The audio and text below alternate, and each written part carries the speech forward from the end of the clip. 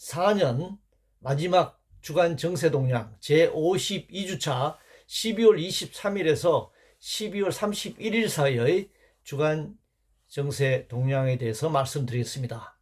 먼저 정치 분야입니다. 형법 87조 내란죄 수괴 윤석열을 즉각 체포해야 합니다. 군대와 경찰을 쿠데타에 동원한 명백한 내란 행위자입니다. 윤석열 내란 상황에서 정권 교체만 꿈꾸며 정치개혁 방안을 제시하지 않고 있는 더불어민주당입니다. 윤석열 내란 공범 극우 정당으로 전락한 국민의힘의 모습을 보고 있습니다. 윤석열의 내란 난동이 벌어진 정치와 권력구조 혁신은 뒷전인 채 권력을 잡느냐 지키느냐 게임에 몰두하는 수구보수 양당의 모습입니다. 수사기관이 형법 87조 내란범 수괴를 체포하지 못한다면 헌법과 법률이 정한 의무를 포기하는 직무유기 행위라고 할 수 있습니다. 헌법재판관 8명이 충족되었으니 사실 확인만 하고 신속한 판결을 거쳐 윤석열을 파면해야 합니다. 증거는 차고도 넘치고 국민들이 직접 TV를 통해서 내란 행위 생중계를 지켜봤기 때문에 더 이상 심리가 필요하지 않다고 생각합니다. 부정선거에 대한 끊임없는 문제 제기가 나오고 있는 상황에서 선거 관리를 엄격하게 하는 것과 표현의 자유를 보장하는 것은 다른 문제라고 생각합니다. 국가 권력의 합법적 폭력 기구인 군대와 경찰은 국민의 민족 통제가 느슨해지는 순간 다수 국민을 향해 불법 무도한 폭력을 가할 가능성이 높은 집단임을 우리는 항상 명심해야 합니다. 경제 분야입니다.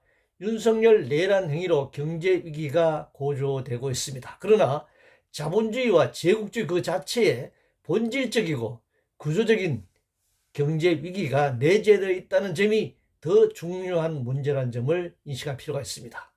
상위 그룹 노동자가 높은 근로소득세를 부담하는 근본 원인은 재벌부자 감세 때문이고 다른 한편으로는 노동자 내부 임금 격차가 크다는 점입니다. 기술 개발은 창의적 인력과 재정 토대 위에 시간이 필요합니다. 방위산업이 제국주의 전쟁과 결합하면 기술은 사실상 무기화의 수단이 될 것입니다. 반도체 산업 육성을 빌미로 삼성, SK에 무조건 지원만 계속하는 것이 반도체 산업을 육성하는 능사는 아닙니다. 공기업이 민영화된 조선석유화학은 재벌 기업이 아니라 공적 자본과 정책 금융을 통한 국민기업의 성격이 강합니다. 구조조정으로 노동자가 배제되거나 비정규직 확산으로 노동자 고통으로 이어져서는 안 될 것입니다. 사회분야입니다. AI 기본법 시행도 하기 전에 AI 교과서를 도입하겠다는 졸속 교육 정책은 즉각 중단돼야 합니다.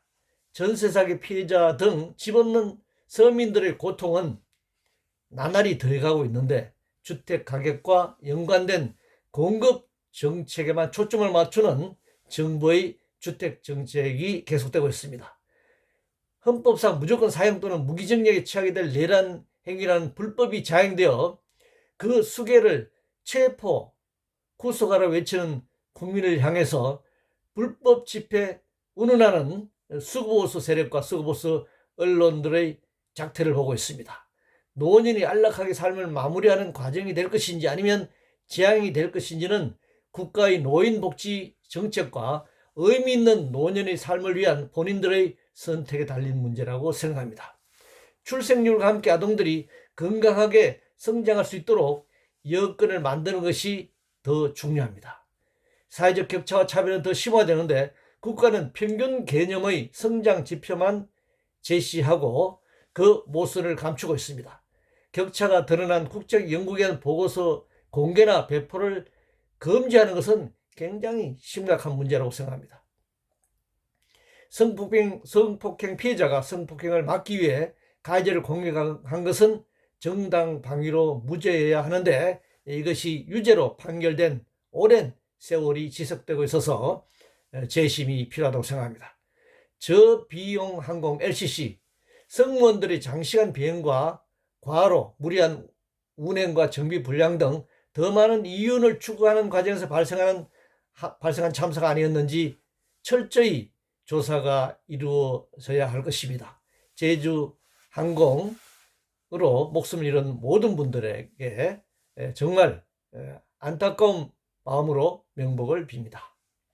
노동분야입니다. 반도체 등 특정한 산업이 처한 조건이나 특수성을 내세워 법정 노동시간을 연장하겠다고 하는 것은 근로기준법 위반은 물론이고 헌법이 규정한 인간의 존엄과 가치 그리고 인권을 무시하는 행위입니다. 외국인 가사 관리사 도입 소동은 가사노동을 무상노동은 아니더라도 값싼노동, 보조노동으로 인식한 결과 벌어진 일이라고 생각합니다. 생태환경 분야입니다. 친환경 에너지 개발 역시 환경과 생태계에 미칠 영향을 면밀히 분석하고 이해 당사자들과의 협의를 통해 점진적으로 추진되어야 할 문제입니다. 국제 분야입니다. 불평등한 한미동맹, 미국의 대중국 압박, 미국과 유럽의 러시아 견제 등 신냉전 체제에 편성한 대미 외교는 한반도 군사적 긴장을 고조시키고 무역 등 대외 경제 여건을 악화시킬 것입니다. 미국과 유럽을 대신한 우크라이나, 러시아가 벌이는 제국주의 전쟁에 북한이나 남한이 직접적이든 간접적이든 참여하는 것은 한반도의 군사적 긴장을 고조시킬 것이며 세계적 전쟁으로 확대하는 데 앞장서는 매우 잘못된 전략적 선택이 될 것입니다.